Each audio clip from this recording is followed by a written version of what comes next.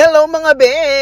Nako, makailang beses na akong nagpabalik-balik ng chat time para sa Demon Slayer merch, pero lagi akong nauubusan, lagi pong out of stock. Naku, sabihan niyo naman ako mga be kung saan meron, saan may available para maka-Gora Bells. Gusto ko talaga yung color changing tumbler nila. Ayun lamang, arigato gozaimasu.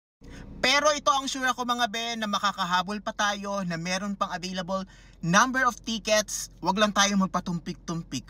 Diba? Gora Bells na sa www.ticketworld.com or follow the social media accounts of Circles Entertainment para makabili na ng ticket ng Demon Slayer Kimetsu no Yaiba in concert. Yes! Na magaganap sa October 11 and 12. 2 p.m. yan sa The Theater at Soler.